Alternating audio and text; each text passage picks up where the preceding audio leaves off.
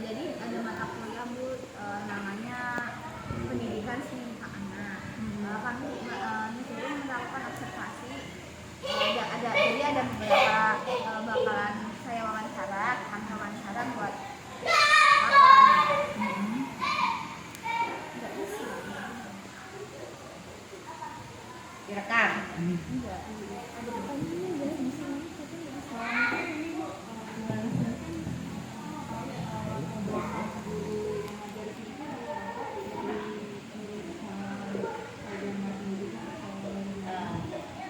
Jadi karena ini terbentuknya dari masyarakat, bukan bentukan yayasan. Jadi tahun 2009 tergabung di PKK karena saya pada waktu itu masih menjadi ketua PKK dan masih mengurus anak-anak posyandu khususnya dari keluarga prasejahtera. Posyandu itu sampai usia 5 tahun dia sudah tidak aktif lagi di posyandu. Kemana larinya? Dia ingin melanjutkan pendidikan. Dan mengingat kondisi warga masyarakat dari keluarga prasejahtera, pada saat tahun 2009 itu untuk masuk TK tentunya ada biaya-biaya yang mereka tidak bisa menjangkau. Akhirnya wilayah, kebetulan di sini RW 01 Kelurahan Manggarai, memang pada saat itu dihimbau tiap RW itu sebaiknya membuka DKB PAUD, ya, DKB PAUD. Mungkin di-cut sebentar ya. Ini saya mau kasih tahu anak-anak semuanya. Ya, jadi tahun 2009 akhirnya dari wilayah meminta supaya saya mengelola. Ya, alhamdulillah anak-anak murid itu jadi posyandu dulu. Dulu posyandu yang kami terima usia 3 sampai 5 tahun. Kalau yang usia di bawah 3 kita tidak terima ya. Jadi pada saat itu posyandu itu sekitar 175 anak. Nah, yang 3 sampai 5 tahun ada 80 anak. Itu yang kita tampung. Selama 2009 sampai 2016 itu alhamdulillah kalau di kantor RW kecil anak 80 orang gitu kan nggak cukup. Akhirnya wilayah minta tolong Bu kalau bisa di tempat ibu. Ya saya koordinasi dengan keluarga. Jadi selama 6 tahun pada saat itu semua kegiatan PAUD pendidikan anak usia dini ini ada di rumah. Guru-gurunya dari mana? Guru-gurunya itu saya yang rekrut dari kader PKK. Nah, kebetulan saya juga tidak berlatar belakang sarjana pendidikan. Jadi kita otodidak. Rata-rata guru-guru dari pada awal-awal itu saya hanya merekrut saat itu adik saya, dia dari lulusan IPB, saya sendiri dari teknik, terus yang lainnya SMA. Jadi berdasarkan otodidak aja kita karena sudah terbiasa dengan posyandu kan. Posyandu itu menitik beratkan tumbuh kembang anak, gizinya, makanannya, terus parentingnya, ya kan, orang tua pengasuhannya bagaimana untuk masalah makanan. Tapi tumbuh kembangnya kan perlu nutrisi dari pemikiran anak itu kan, makanya kita masuk ke organisasi tahun 2010 saya udah masuk ke himpunan pendidik anak usia dini. Jadi Himpaudi itu ada semua di seluruh Indonesia tergabung. Jadi saya aktif di Himpaudi dari tahun 2000, yang aktif sekali 2011. Dimana kita keuntungannya masuk Himpaudi, kita mendapat, karena kita tidak berlatar belakang sarjana pendidikan ya, kita dapat ilmunya dari situ. Karena terkait dengan dibantu dan dibina oleh dinas pendidikan. Sekarang dinas pendidikan itu tidak hanya tingkat TK, tapi ada tingkat PAUD, TK, SD, SMP dan seterusnya. itu ada penilainya. Di situ kita mendapatkan pelatihan seperti diklat dasar, diklat lanjut, diklat mahir, basic untuk mendidik anak-anak usia dini. Kan semua itu berlatar belakang kita harus basicnya tuh harus kuat. Ya kan kita kalau mau bikin bangunan kan basicnya tuh harus kuat, fondasinya harus kuat. Jadi tugas dari guru-guru PAUD itu juga berat banget. Pertama, walaupun belum tidak berlatar belakang sarjana pendidikan, kita harus cari gimana caranya supaya kita mendapatkan ilmu yang benar. Kalau ilmunya salah, yang dosa kita juga, ya kan? Alhamdulillah, Allah membuka jalan. Yang tadinya dari rumah 6 tahun harus pindah ke tempat, harus cari tempat. Alhamdulillah saya dipertemukan dengan orang-orang baik. Akhirnya saya bisa bangun ini tanpa bantuan dari pemerintah, bantuan dari teman-teman alumni, dari teman-teman yang peduli, dari CSR. Akhirnya terbentuk bangunan ini yang awalnya memang udah ada bangunan ini tapi tidak terurus gitu. Jadi 2016 kita sudah bisa memindahkan anak-anak dan ini juga menjadi barometer untuk tingkat kelurahan karena lokasinya kan yang strategis, terus jangkauan anak-anak juga untuk sekolah. Kebetulan sampai saat ini ternyata murid-murid nggak cuma di lingkungan tadinya di lingkungan wilayah ya, lingkungan RW 01, tapi sekarang ada yang rumahnya sama kayak kakak-kakak, ada yang rumahnya di Tangerang. Saya juga usulkan jangan deh kalau masih kecil jangan jauh-jauh.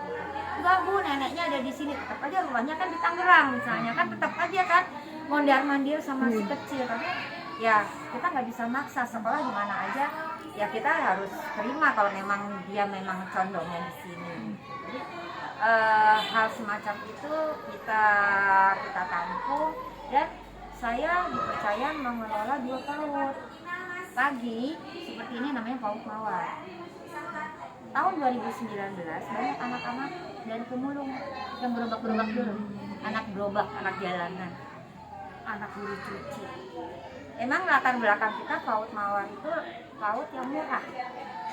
Pertama SPP-nya nggak sampai 50.000, tapi mereka mau dianggap TK, mau dianggap anak punya seragam, kan harus ada biaya.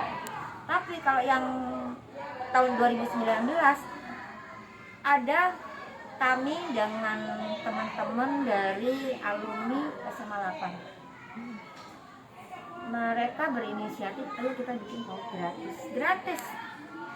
Tidak boleh orang tuanya mengeluarkan sepeser pun untuk anak-anak. Semua barang-barang alat pendidikan edukatif API-nya itu kita semua siapkan. Krayonnya, catnya, apa semua kita siapkan dari kumpulan teman-teman alumni SMA 8. Makanya pada tahun itu, tahun 2019, selain perpustakaan ada kan di situ taksis alumni 93.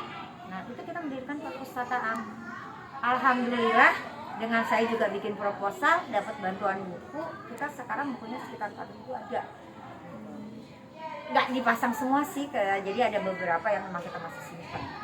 Kemudian apalagi dari alumni memberikan pendidikan. Jadi selain dinas memberikan pendidikan ke guru-guru, ke teman-teman, alumni juga mendatangkan narasumber.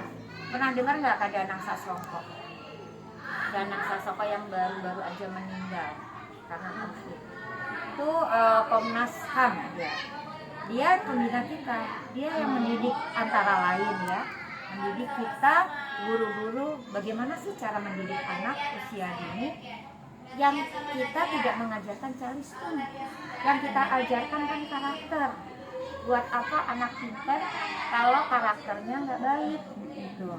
Nah, jadi kita mengacunya ke sana. Makanya waktu tahun 2016 kita pindah ke sini, kita dilatih sama teman-teman alumni juga.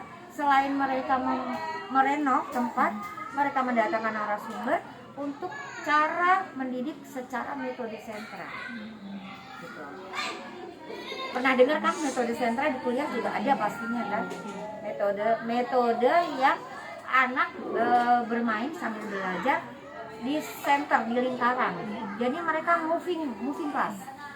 Seperti tadi Mas Badil ya, sentra ini kan semua jadi satu karena kebetulan semua satu agama ya. Jadi tidak terpecah dan anaknya masih dua rombel, kelompok A dan kelompok B. Kalau kelompok bermain di hari lain, karena kalau kelompok bermain itu seminggu hanya 3 kali. Jadi kalau yang dari A dan B usia 4 sampai 6 tahun itu seminggu 5 kali sampai hari Jumat. Jadi tadi sentra intak sudah, kemudian jam kedua kita pecah moving class. Nah, di situ ada sentra persiapan, terus kita buka sentra persiapan, terus kita buka sentra seni, di belakang juga dibuka sentra bahan alam. Tergantung keadaan. Terkadang kalau anaknya banyak sekali, karena kalau kita campur anak siang itu PAUD gratis, kita namakan PAUD gratis. Kita campur karena mungkin siangnya kita ada acara dari dinas apa gitu, kita campur. Kita nggak bisa buka sentra. Gitu. Kita bukanya akhirnya kita buka kelompok, kelas bermain, kelas A, kelas B. Jadi fleksibel. Gitu. Tapi pada intinya di sini menggunakan metode sentra. Metode sentra tidak jauh bedanya dengan Merdeka Belajar. Ternyata penerapan Merdeka Belajar tidak jauh. Kita mempraktekkan itu dari tahun 2017. Begitu saya dapat sedikit-sedikit walaupun belum paham, sedikit-sedikit ilmu dari implementasi Merdeka Belajar itu, ternyata nggak jauh beda. Gitu. Sama menggunakan LOSPAT, sama menggunakan STEAM. Gitu. Jadi hal-hal semacam itu buat kita sudah biasa gitu. Lain kalau ada kan TK atau PAUD yang metodenya masih klasikal. Kelas B, ya udah kelas B di situ aja nggak pindah-pindah, satu ruangan, kelas B semuanya. Hari ini belajarnya ya itu, jadi nggak apa ya, baca tulis lah gitu ya istilahnya, sesuai dengan kemampuan anak ya. Kelas B, kelas A juga begitu. Itu seperti yang diajarkan ada di TK negeri, saya juga pernah lihat. Jadi itu aja, dia nggak pindah. Keuntungan metode sentra itu anak bisa saling bekerja sama, anak beradaptasi, anak mengenal guru semuanya. Oh, gurunya walaupun gurunya ganti-ganti. Kalau udah satu klasikal, ya kelas B gurunya si A doang gitu kan. Kalau ini ya itu aja. Nanti ditanya guru B siapa, tanya ke kelas A, nggak tahu karena nggak mengenal.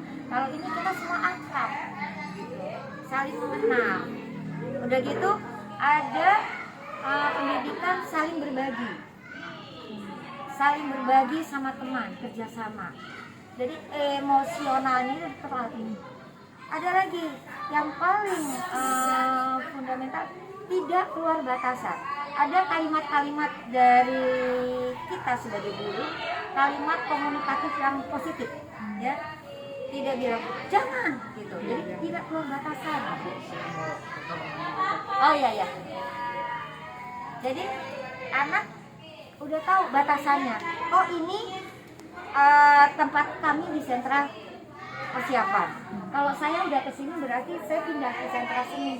Padahal saya hari ini sekolah di sentra belajar di sentra persiapan.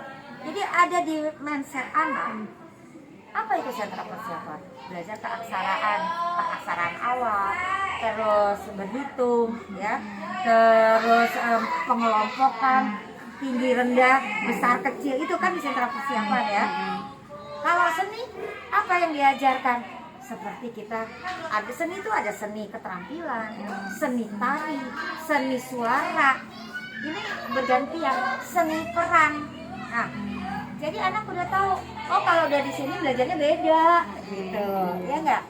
Di bahan alam, apa yang kita kembangkan, sainsnya, gitu kan?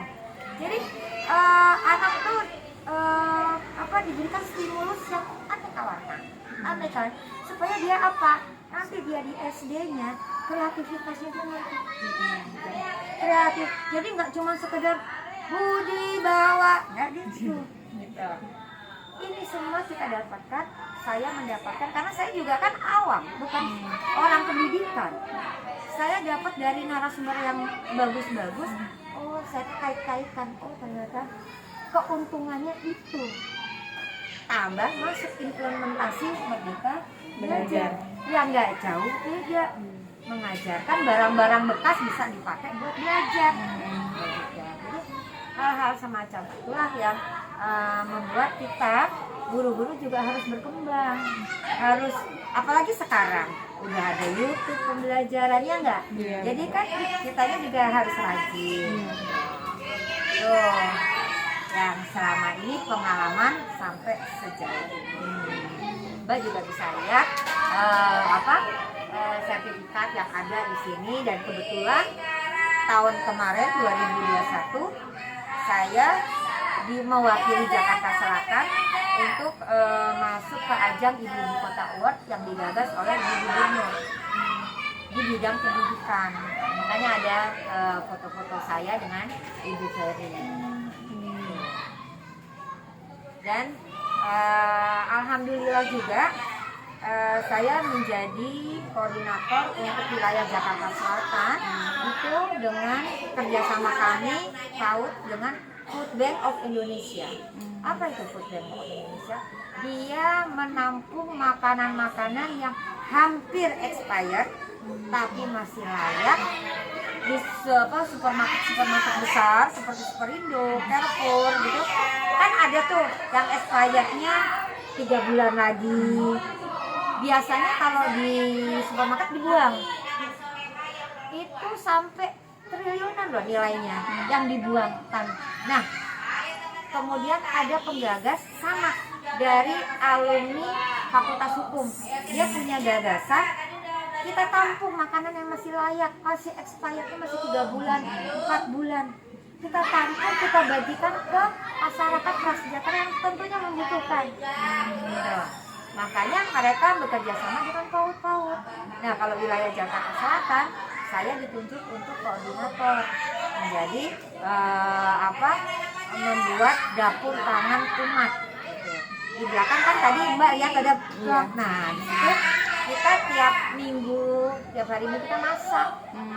Jadi kerjaan di sini nih, ya jadi tukang masak, ya ngasuh anak gitu. Jadi nggak cuma ngajarin aja gitu. Kegiatan sosial kita itu. Jadi itu selain dari pangan, bekerja sama dengan bidang pangan, terus sama kegiatan dari Paudi dan kegiatan pelatihan-pelatihan. Terkadang di sini pelatihan-pelatihannya. Gitu. Jadi mendatangkan narasumber. Mbak lihat tadi kan kocak, ya kan? Itu singkatan dari Komunitas Cerdaskan Anak. Dia yang membangun dan melatih kita apa itu metode sentra. Kocak itu gabungan dari alumni Fakultas itu, alumni SMA 8. Yang di situ di dalamnya ada udah jadi S2, S3 udah banyak. Ada yang masuk, tapi kita nggak beraliansi politik ya. Tapi mereka semua pada berpolitik, tapi kalau udah masuk satu di sini nggak ada yang namanya politik yang ini PAN, yang ini PD, Golkar, yang ini nggak ada itu. Langsung dikat. Kita sama, tujuan kita adalah mendidik anak usia dini.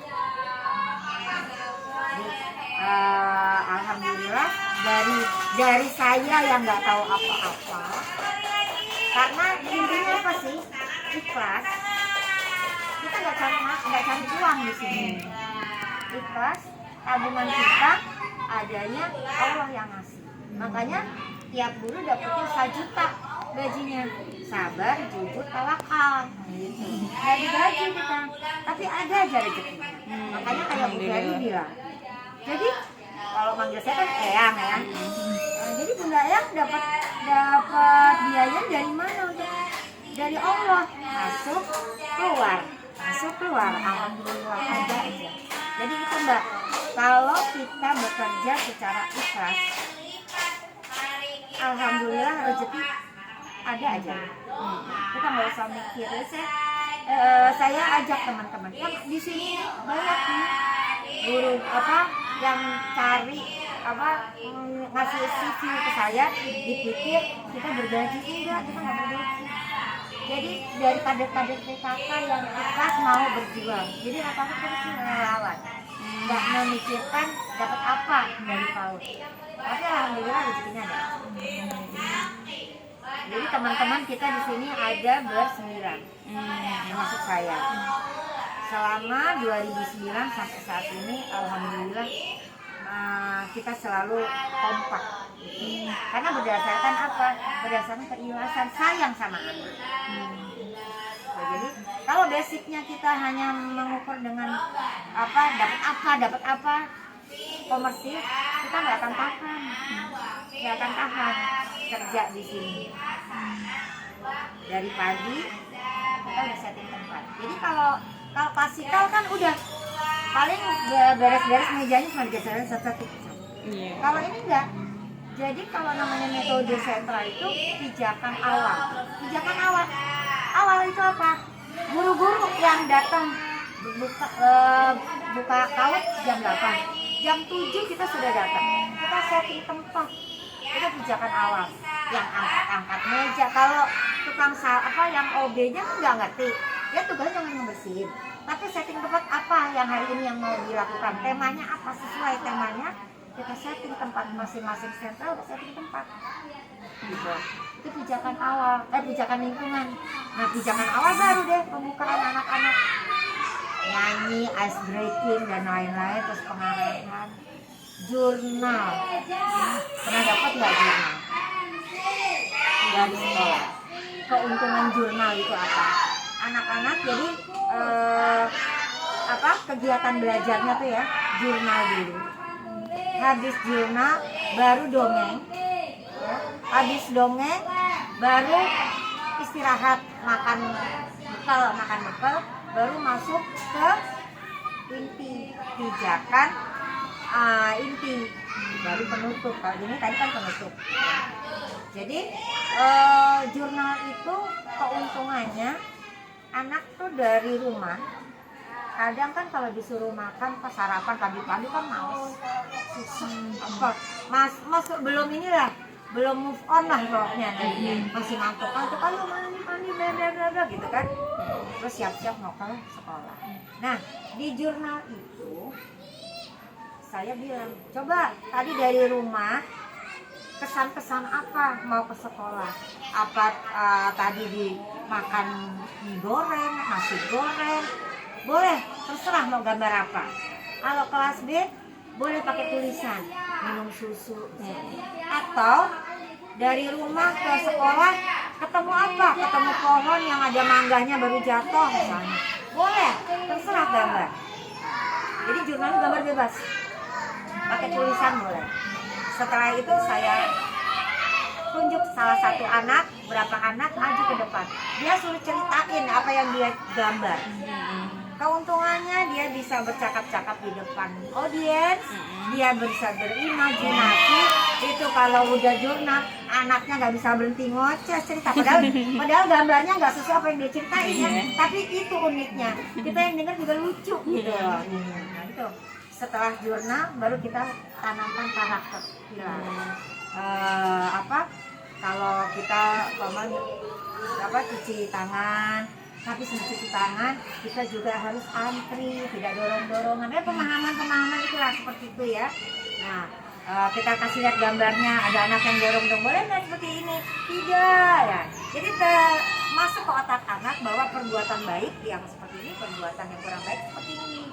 Nah, setelah itu baru di anak-anak ayo istirahat, baru masuk ke yang tadi kita udah setting tempat tuh.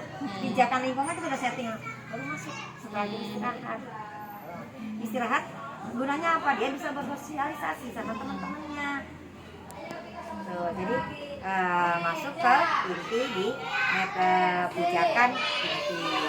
baru penutup. Penutupnya apa? Dari calling. Kalau di calling kan tadi belajar apa, senang nggak ya, pokoknya terus ya kita kita gali apa yang mereka dapat hari itu. Jadi sehari-hari ya betul dia muter terus materi itu, jadi gurunya tuh harus muter terus. Akhirnya apa ya, tetap temanya lingkungan, subtemanya sekolahku. Tapi apa ya, kalau di sentra seni apa ya gitu, kalau di sentra persiapan apa ya yang berkaitan gitu. Ada yang bisa nanya? Untuk pelajarannya itu selain sentra itu dia diajarin agama gitu nggak? Iya, di sentra Intak. Di sentra Intak. Jadi tadi Masnya juga lihat kan, jadi sentra Intak kita ajarkan anak paling tidak ada jenjangnya, ya. Kayak kelas bermain, dia harus hafal dalam minggu ini misalnya doa bangun tidur, doa makan, tata tertib makan, tangan kanan tangan kiri, ya kan, terus doa masuk kamar mandi. Nah, kalau umpamanya yang udah kelas A, tambah doanya diperbanyak banyak, terus surat-surat pendek. Kelas B ditambah cara wudhu yang bagus gimana, terus sholat yang baik itu bagaimana, ditambah lagi rukun Islam, rukun imannya, penerapannya bagaimana gitu. Jadi nggak hanya ikro, enggak, kita bikin ininya. Cuman karena tadi kita hari ini mau ada kegiatan lagi, jadi supaya semuanya bisa masuk. Biasanya kalau sentra itu saya pasang nih APE untuk orang-orang yang anak-anak wudhu, caranya gimana? Anak-anak juga wudhu, bawa peralatan sholat gitu. Biasanya gitu, baru kita kasih materi-materi LK-nya. LK-nya sedikit, kebanyakan praktek kalau di Intak gitu. Karena hari ini yang siang mau ada acara karena besok ada tamu, jadi saya singkat waktunya supaya semuanya terakomodir gitu.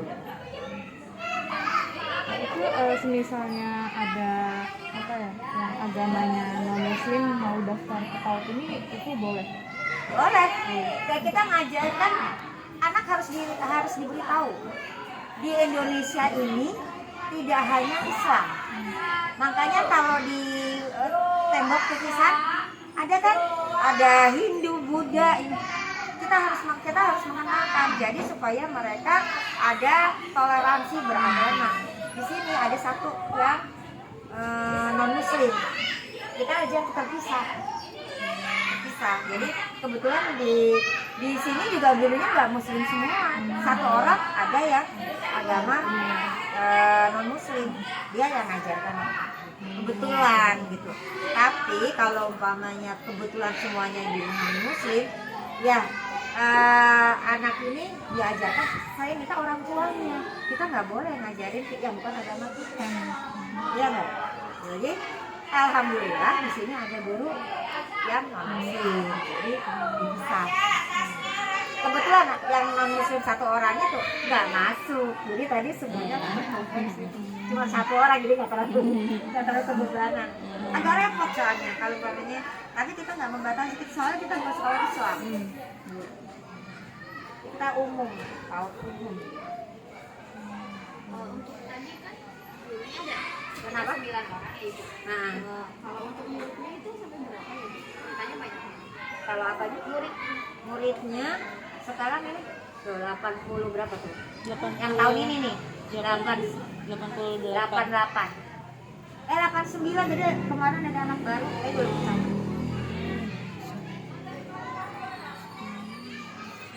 Alhamdulillah ya, selama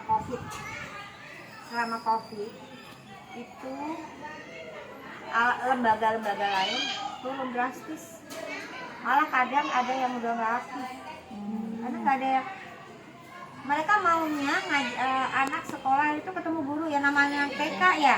Kalau belajar gimana coba kalau nggak ketemu guru?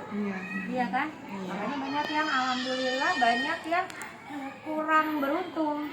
Tapi saya cari cara, memang kita nggak buka, kita memang juga nggak buka, takut dong mana saya juga udah lansia, punya komorbid, wah nggak berani. Yang itu apalagi anak saya, nggak boleh sama sekali ke PAUD. Kan? Jadi kita supaya tetap orang mempercayai kelembagaan di sini, kita aktif dengan video call dan Zoom. Dan setiap minggu, setiap hari Sabtu, semua harus mengambil tugas. Tapi yang ngambil tugas bukan anaknya, orang tuanya. boleh ngambil diwakili, boleh ojek, ya diambilin sama ojek. Kecuali orang tua yang namanya pemulung itu kan nggak, HB-nya juga kan biasanya gantian ya, dimaklum lah ya. Tapi dia harus ngerjain tugas di lapornya minggu depannya lagi, jadi tiap hari Sabtu. Jadi saya ikat begitu dan saya monitor. Dan satu hari nggak lapor tugas saya langsung saya tegur. Gitu. Dan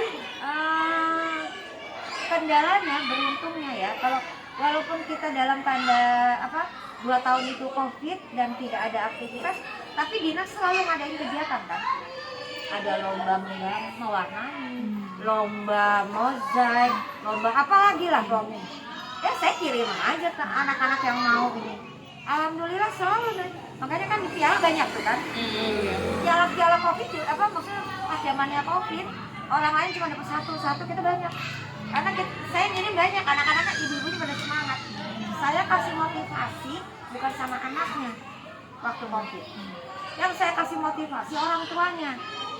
Bab ayah bunda sekarang menjadi guru BDR. Jadi sekarang manggilnya bukan ayah bunda, saya manggilnya guru BDR. Jadi saya mamanya nggak ngumpulin juga, saya pasti saya tegur orang tuanya yang sebagai guru BDR. Kita nggak bisa aktif ke anak kan, karena nggak bisa tatap muka langsung. Jadi itu yang saya siasati, saya push orang tuanya untuk memberi semangat. Ayo, kalau enggak nanti anaknya gak maju. Alhamdulillah begitu di SD semuanya bisa mengikuti walaupun dalam kondisi nggak bertatap muka. Tatap mukanya sama sekali-sekali, itu pun ditinjau sama penilik. Ikutin prokes nggak? Di sini cuma 5 anak. Waktu pertama-tama tuh, untung ini kita ruangan banyak. Kalau PAUD lain, kalau cuma 1 ruangan, biarpun tempatnya besar, itu nggak boleh lebih dari 5. Jauh-jauhan. 1 ruangan. Nah kita kan ruangannya ada juga di teras tuh ada. Saya bikin kelas di luar. Jadi akhirnya ada tiap hari kita 20 anak.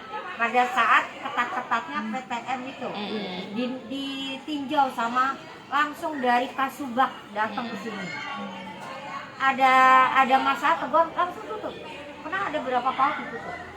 Ketahuan ruangannya kecil, anaknya banyak. 1 tempat. Ditutup. Kita nggak mau sampai kejadian gitu ya. Kita punya ruangan-ruangan, mereka memaklumi, jadi boleh diizinkan. Jadi memang pada saat itu memang agak sulit. Anak TK harus belajar tatap muka, PJJ, harus PJJ, susah kan? Kalau SD mereka udah ada basic. Nah, SD kelas 4 udah ada basic, nggak ketemu gurunya juga bisa. Nah, TK coba gimana? Bisa kan? Ya itu, alhamdulillah semuanya izin Allah, semuanya berjalan lancar dan kondisi murid tidak berkurang, stabil. Waktu yang kemarin 60 yang COVID, tapi sekarang nancap lagi. Untuk sekarang kan udah mulai offline gini ya. Iya. Untuk tadi kan katanya dananya itu sama sekali nggak ada dari bantuan pemerintah. Sekarang kita dapat karena kita sudah masuk ke dinas kan, tapi itu per semester. Jadi ini semester 1 biasanya kalau anggaran pemerintah itu Januari ke Juli ke Desember. Dapatnya itu namanya bantuan operasional pendidikan BOP. Nah BOP itu harus memenuhi syarat. Kuncinya ada di NPSN. NPSN itu nomor sekolah induk yang resmi dari dinas. Semua sekolah kayak UNJ juga ada NPSN-nya kan. sama, semuanya harus ada NPSN. Kalau sudah ada NPSN bisa daftar BOP. Tapi BOP yang sekarang ini lebih ketat. Persyaratannya guru pendidikan guru paling rendah SMA. Padahal kita bergeraknya dari PKK. PKK itu kan ibu rumah tangga. Ada yang nggak sekolah sampai SMA, ada yang SMP, tapi dia sayang sama anak. Dia mau, dia komit, dia disiplin. Ya itu yang saya rekrut jadi guru.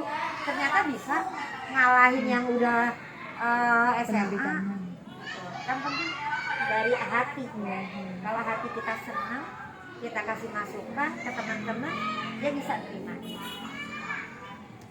Karena emang saya niat sih, saya itu dari posyandu melihat orang yang perlu dibantu, terus efeknya imbasnya ke saya, dapat rezeki saya dari anak-anak saya sukses, kerjanya mapan semua. Masa sih saya nggak mau bantu sama anak-anak yang kurang? Imbasnya ke sana, imbasnya ke keluarga, bukan materi yang dapat, tapi anak-anak sehat, cucu sehat, itu imbasnya. Jadi itu yang saya syukuri. Pernah anak saya nomor 1 begitu lulus kuliah, dia dari psikologi, keterima di Coca-Cola, keterima di Astra, keterima di Susu Fusion Club, keterima di SCTV. Bingung kan dia? Bu, pilih mana? Susu dong. Fusion Club Mbak, jangan Coca-Cola. Nanti kalau Mbak jadi apa dapat Coca-Cola, mana bisa anak kecil dapat Coca-Cola. Astra, ngapain dapat mobil? Bu, dapat pendidikan Bu di Astra Bu, bisa sekolah Bu. Udah deh Mbak, lebih baik kerja yang bisa bersosialisasi, bersosial juga. Udah susu aja. Alhamdulillah, dia nurut, dia kerja di Fusion Club. Jadi kalau mamanya kita ada gebiar, saya tinggal minta sama anak saya, Mbak ada apa gebiar, perlu berapa Bu? Ada 2000 dia 2000 anak. Oke, silakan. Semua seneng kan? Gitu. Dan ini anak saya juga kerjanya cepet gitu. Ya itu kalau kita bantu, nggak usah mikir kita bantu apa, nanti Allah yang ngasih. Nih dari untuk moto kalian ya. Kalau udah mapan, ini cari kerja dan kira-kira apa ya kerja yang bisa ada ibadahnya itu, supaya berefek ke keluarga.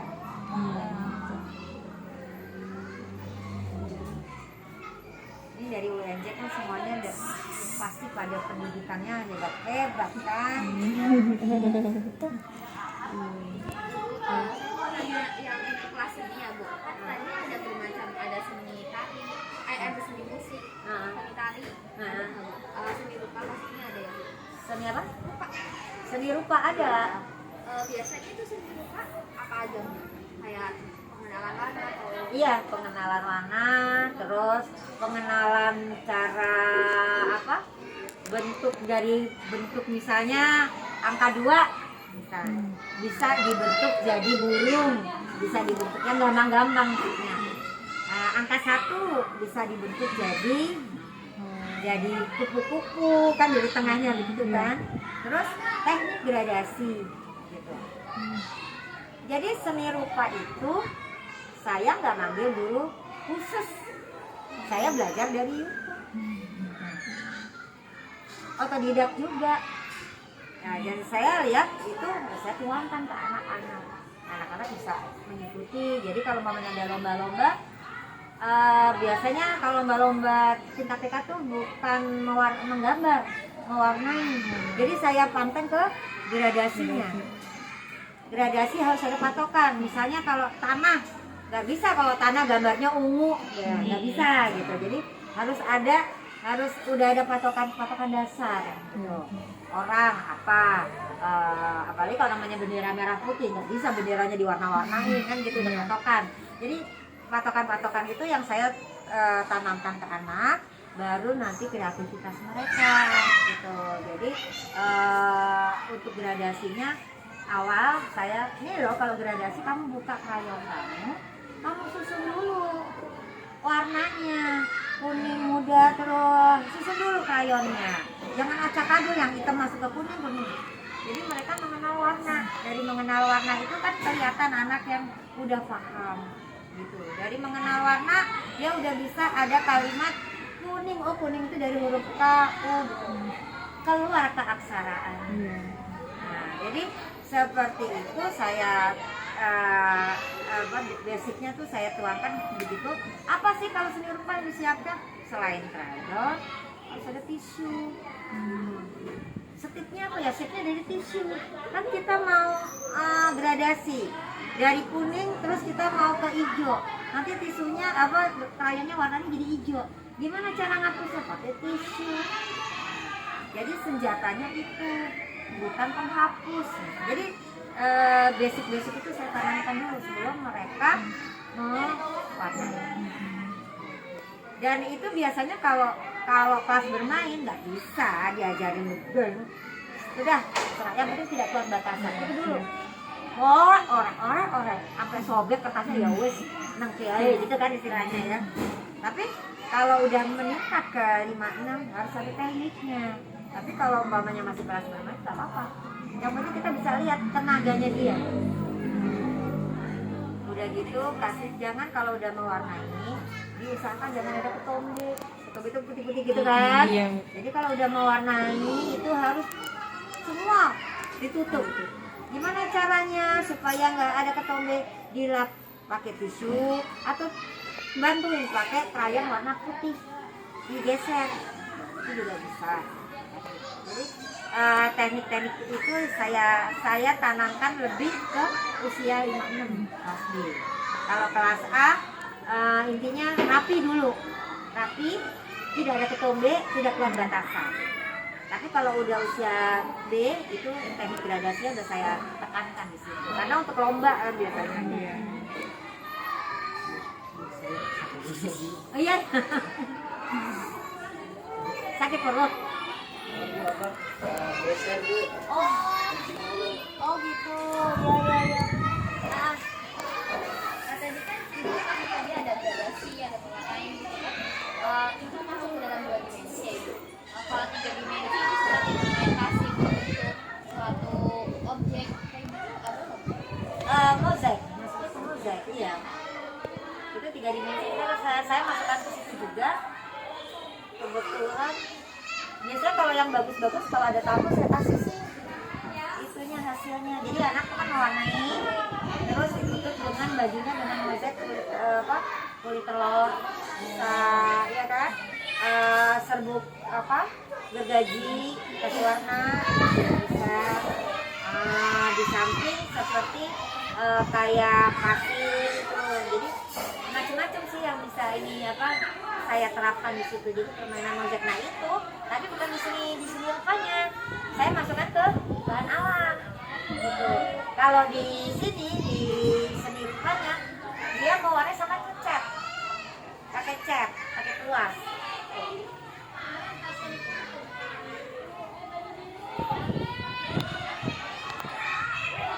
Ini dah.